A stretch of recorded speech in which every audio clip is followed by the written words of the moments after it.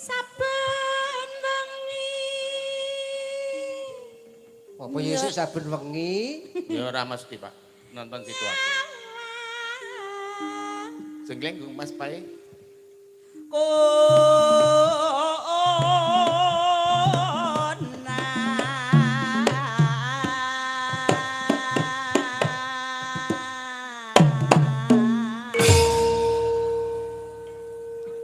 Yogane kompak-kompak tenan karang ya pinter-pinter am dina latihan kok. ora tene kuwi. Lah ngopo? Tene ditangkap nek ora ya ora.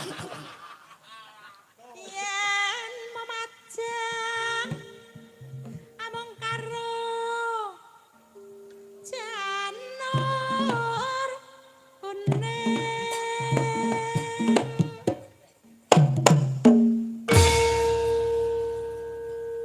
Gembang apa?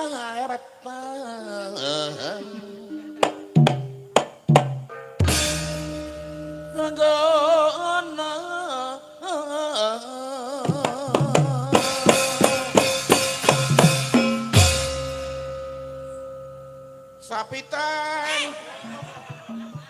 Pacitan.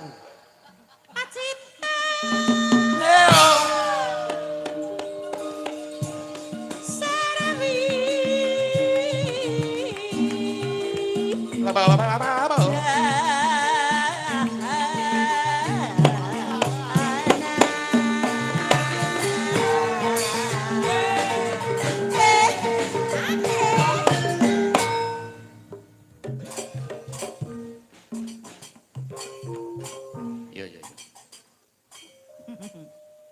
Ayo, nggon panas. Aku ora jenak nek nggon panas. Bawane iki lho. Panas. Udan. Ayo, ayo, ayo. Ayo kakang rayang aja kesok. Aja mepet-mepet. Panas udan. Udan panas. Aling-aling. Capeng gunung.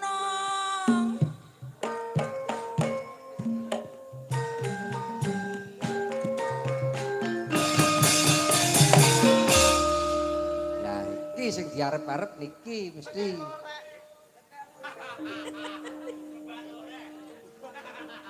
Melayu-melayu mergo nguber walang, melumpat betrek kecemplung jugangan.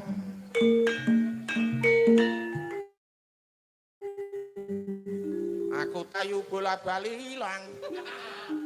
Beno elek sing penting pinter golek utangan.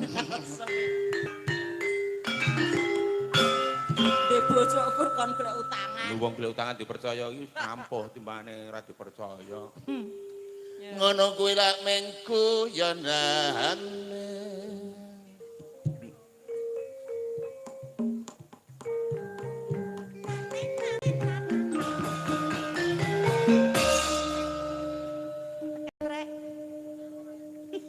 Ora tekek lorek. Nun sewu Pak Ni namung parian mawon nek tekok lerek wis do hafal. Wis pek lorek. Nyindir bojoku. Ya kok aku lho. Niki nun sewu Pak, niki ming buka watine bojo kula mboten napa-napa niki arep mlidi ngaten niki tatone tekek niki marep medun. Nek angger seminggu ratus niki tatone marep munggah. Ora tato iso kuwate. Lah mbuh tatoe kok ora betahan aku ya.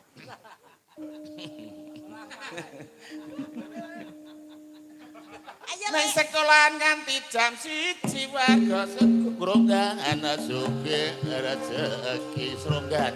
Ya.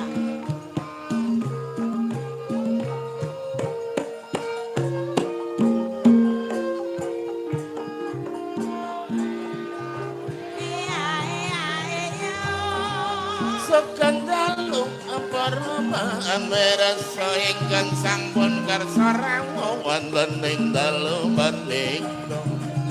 Monggo dulur sareng sami ndedung mugi tansah pinaringan kalih sambeka. Nek saiki pancene jaman hebat ning kok isih ana manungsa sing padha nekat. Lah apa bener nek donya arep tamat kono geger kono banjir kok gedene rambakake. Mula kanca ibu bapak yudha tobat ngeling ana sesuk ning ana akhirat. Ana akhirat ora disuguh kowe donat. Wong sing ana kono mung gembele malaikat. Mula eling marang pangeran ngeling ana nyawa kabeh iki mung gaduhan. Bondo donya iku yakin mung titipan derajat pangkat panguwasa yakin mung sampiran. Dadi wong urip aja pelit lan pikir ngeling ana donya paribasan mampir. Sok nek mati mobil anyar apik ra iso mikir. Wong ning kono ora ana tempate parkir. Nuwun sewu bapak sing ngagem kopiah lenggah jumeneng tak sawang katon gagah. Basane sopan santun tur ya ramah tamah tak dongake rezeki lancar koko barokah. Wonten rawuhipun bapak lurah lengarake rakyat mesti lurus dan terarah karo masyarakat. Gede cilik mesti ramah tamah contone desa kene dadine gemari. Paling abot sing dadi Pak RT kudu iso nentremke lingkungane. Kudu sregep ora pegah nyambut gawe mongko RT rong karuan pira bayarane. Saya abot sing dadi lak Pak Dukung pancen nek esuk Pak Dukung ora gawe lawuh. Wong wis ditonjok kono kene nggone wonge ning jam 5 sore Pak Dukung mumet le golek buta. Kae ibu ngagem jilbab putih kae busana muslim perlambang suci. Nek aurat yakin dulur lak tertutup rapi penampilan anggun disawang katon alam. Dasar ayu ditambah beriman mongko sopan santun dulur meski basane yo mapan iso bedakno endi sing halal endi sing haram.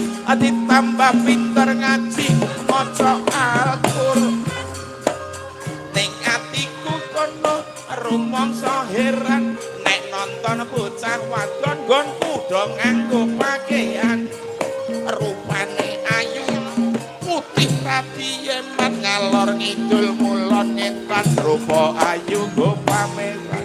Orang larang wong wedok sing do aksi tulung dulur kabeh ayo sing do ngati-ati. Kasus pemerkosaan itu sering terjadi mergo akeh bocah wadon padha pamer bodi. Nek bojoku angel tak kandhani. Tekan aku lho. Nyandang nganggo karepe kaya bocah saiki. Ya men. Awake rada lemu ditambah bokonge gedhi. Tahu nganggo celana pendek persis kintel ditaleni, Bang. Apa ya lumrah nek ngunake bojo kaya ngono ku andene kok kon setia. Niku mau ngaten Mbah Waluyo niku sing Pak Lurah niku mau lho kula rada kesengsem. Oh iya. Nek Pak Lurah niku artine Pak Lurah napa to? Lurah iki nek kene iki wong makmur. Dadi ya ora piye-piye lurah iki pancen telu sing diarah. Oh. Tegese damai masyarakat, guyub rukun masyarakate, maju desane lan cepet programe kanggo masyarakat. Lurah kene sampean ngono aku lurah wong artine beda to. Ngono aku lurah ki mengelu nang sirah. Lah kok ngelu nang sirah pripun to? Lah kepiye nek sedina wong ewuh ki 15. Terus dipunjung nganggo dus, mongko sak dus ki 100 peres karo tengah yuta sedina angkemmu. Ning sampean ki aja tiru-tiru ngono kuwi ya. Mosok wingi akeh wong ewuh kok njut nggon mobil kebak punjungane karepmu piye? Nah aku nek dipunjung ora tak diponjok ora tak pangan kok tak gowo. Ke jagong ki tak balekke gak aku jagong 30 sapa sing akon munjung aku ya ngono. Balekke. Aku wingi jagong kowe Lah iya jagong wong kok ngisi-isini ngapa tau wek kok. Kudune rek ya tekoke terus nyemplungke nang nggon kotak. Lah kok pas mangan kok jenengan terus buka amplop ki kepiye? Delok. Iki urung kok cemplungke to. ndelok lawuhe to. Delok awe piye? Aku kuwi nyepake 100, eketan loro. Ning gandeng ning prasmanan lawuhe ming ndrok. Karo anu tak longi kok ming ndrok kok 50 wae. Aku Sarung.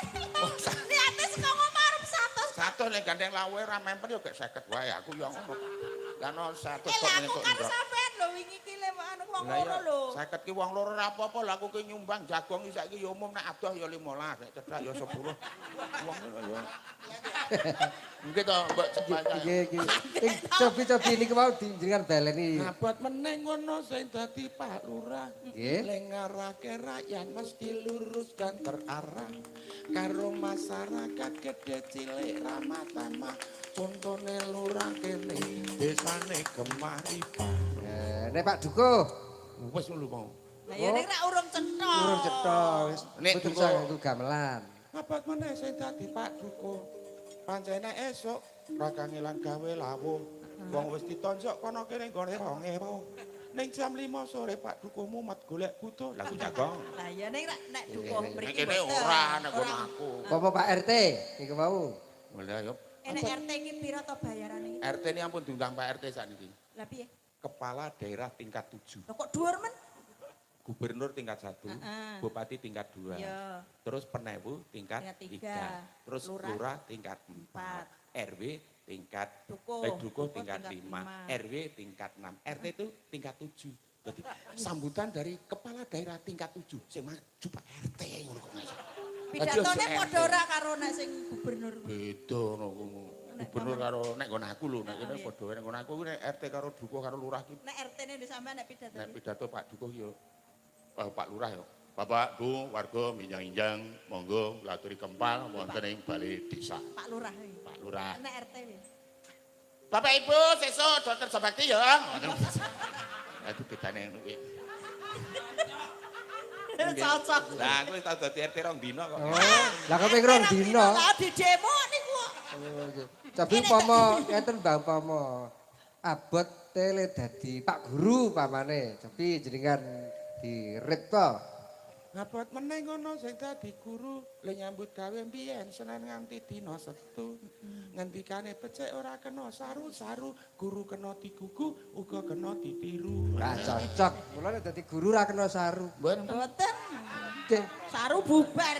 Lalu Pak guru bu guru ra kena saru ora nggih. kena. Soale digugu karo ditiru. Nggih, lah nek gurune saru nek muridé ku Lah nggih, tujune aku ora dadi guru. Saiki coba nek dalang. Ayo sampean iso ngalem dalang. jenengan ajeng digarap beton. Yo digarap. Pisan kala ya purun mawon. Njaluk sing elek no sing apik. Ya sing apik. Oh ya ragat. Upama sing elek ya wis manut, sing paton ora ragat Nggih, wis. betul.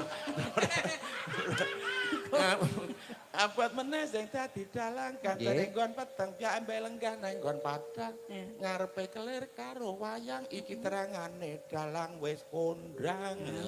Apik to niku? Yo apik nek sing elek upamane. Ning ngomong lara ati lho. Mboten kula ora tau dikelaranaten kok. Abot meneh sing dadi dalang kang sane nggon peteng dek lenggah nang nggon padang. Ngarepe ming debok karo wayang iki dek enom temenane pirang-pirang. Apane cetha. Oh, Demenan. oh. Iki panutan kok. Aku sing ora cocok niku. Lah sampean le nafsir kleru. Lah nek demenan ki Demen ki apa? seneng. Nah, sing nyeneng iki nalika wayang, nalika Nalika mayang. perawan. Oke, Kejoko. ora kok demenan sing hal negatif. Oh tadi sing nyenengi wong akeh. Sing nyeneng Oh, lah ngoten. Penggemarnya banyak. sampean niku lho nampa angel. Ya angel pokoke. Beda. Nggih.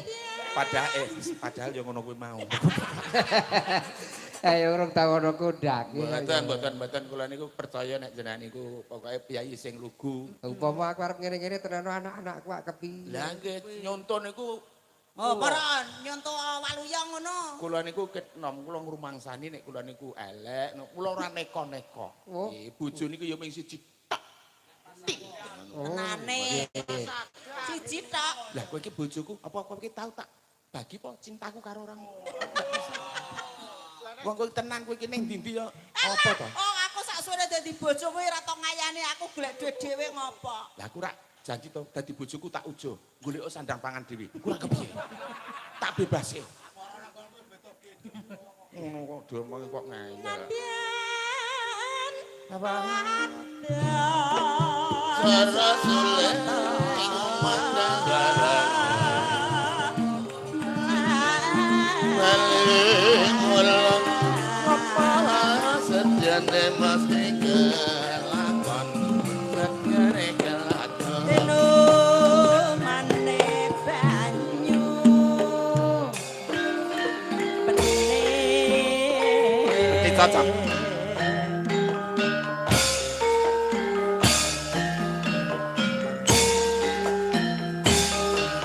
Yo Tuh. iya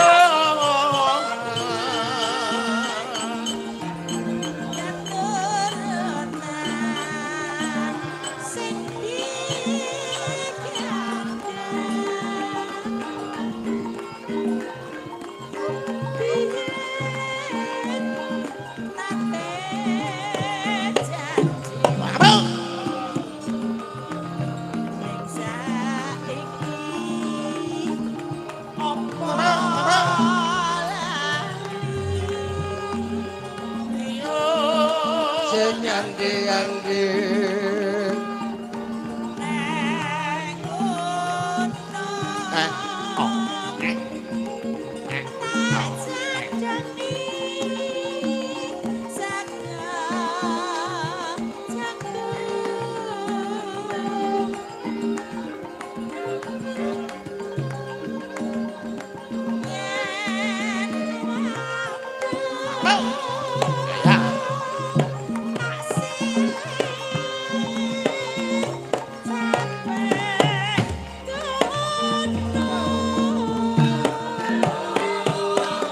Oh, Yagane penggironge isih utuh, Sewu to isih netepi klasik zaman biyen. pokoknya bau kiwa tengen kula niku kudu kula setel klasik lebet Iya. kula menika. Nek sakniki pun senggaan mboten ngoten niku. Nggih. Lah ceritane rak biyen ki prunane kon marani makne cilik. Terus tekan kono ki ora ana wonge terus oh my suwung. Nek sakniki mboten Ora dawa ngono. ora dikongkon makne cilik terus teko ono ketok nek Bungak. ketok nek kuncen omahe gek men. Oh suwung ngono ki mulai. Sekar bisa ya ya gunung desa.